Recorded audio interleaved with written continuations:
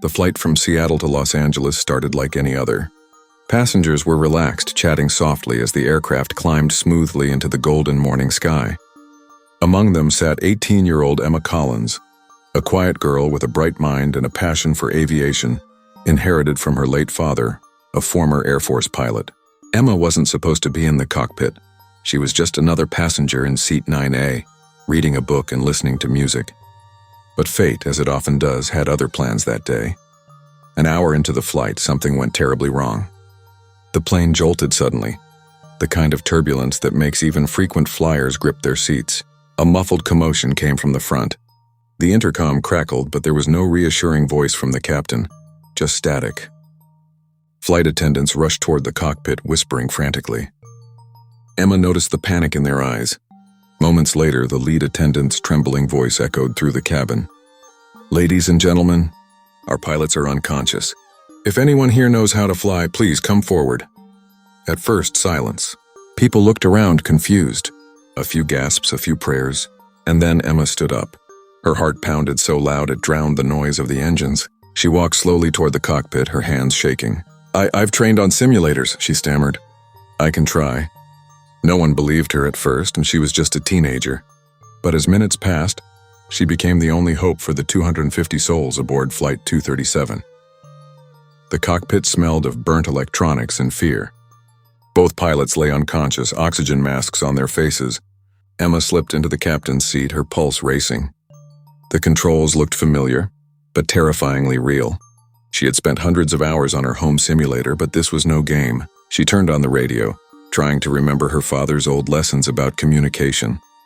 "Mayday. Mayday.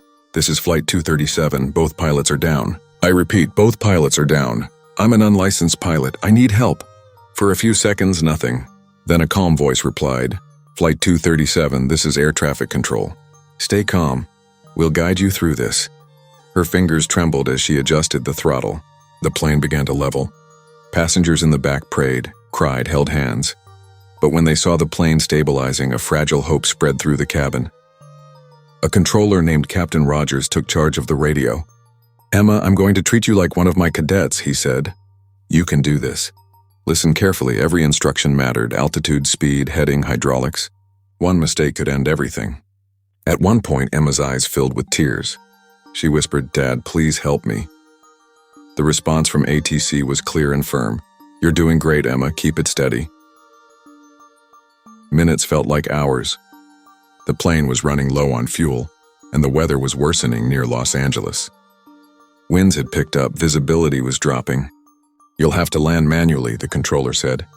Her breath caught. Manual landing. For a trained pilot, it's hard.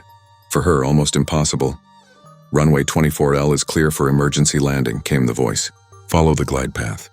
Trust your instincts." She looked out the windshield. The city lights below flickered through the clouds.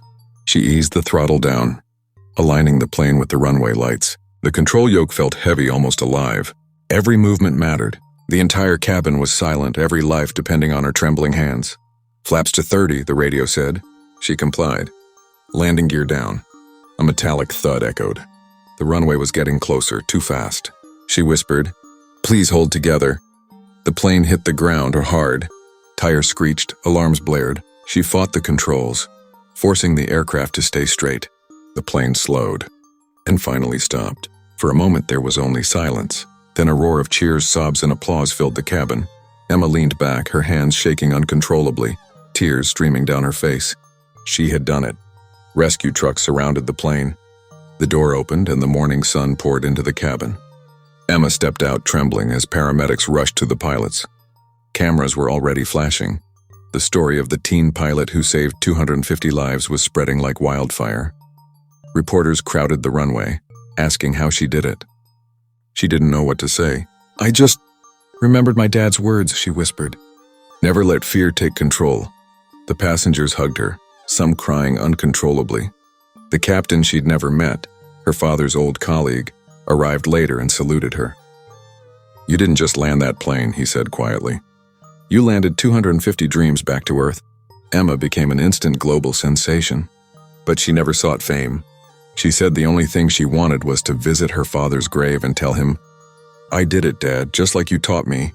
And as the news faded, her story remained, a reminder that courage can come from the most unexpected hearts. And sometimes an ordinary girl can do something extraordinary when the world needs her most.